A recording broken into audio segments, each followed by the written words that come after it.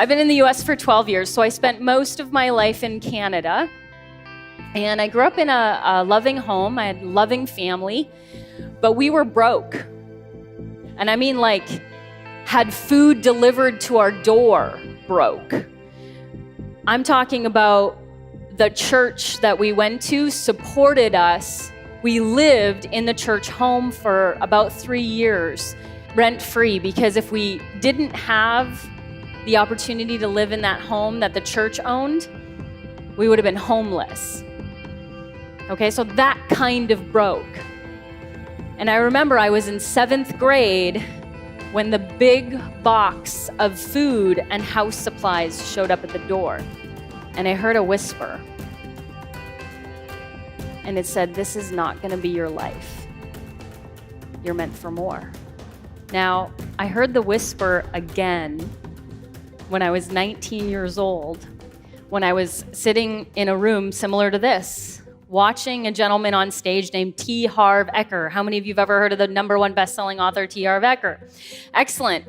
And he was telling me, no, he wasn't telling me. If you've ever seen Harv, he was yelling at me. He yells a lot.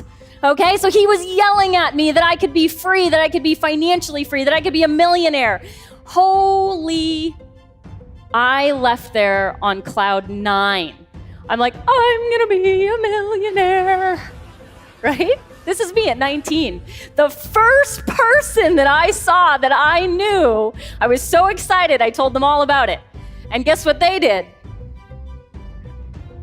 Exactly. They shut me down. They squashed my dream. They were like, whatever, you went to one of those things, blah, blah, blah. Anyway, I heard the whisper when I saw T. Harv Eker saying, I'm going to retire before 30. And I did. Because of my investment in self-education, I started my first of several successful businesses right out of college.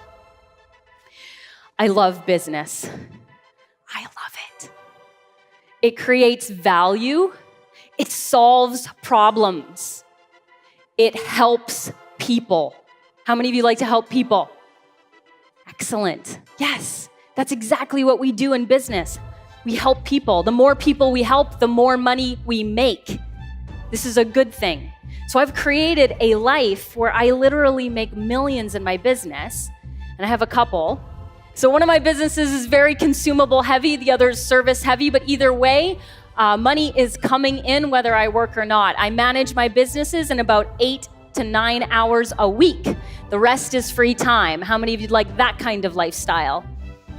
Yeah, that's what you can do with business. Now, I take some of the money that I've made in business, and my husband and I funnel it into real estate, and we buy cash flow real estate. So that's our other business, is having rental properties, vacation rental properties, because not everybody can afford to buy a home, so they have to rent one. I'm still helping people. And I get to make a lot of money doing it. I heard the whisper when I saw a woman on stage she was tall and blonde and beautiful and powerful, and she was making a difference. And I went, I'm gonna do that. I heard it. I heard the whisper. I heard it when I met my husband. How many of you have seen my husband before, Doug Nelson?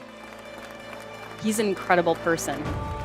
He is amazing. Probably one of the most incredible people you will ever meet. And I saw it when I was in a room like this and he was on stage. It was the first time that he was training on stage, like as a big deal, you know?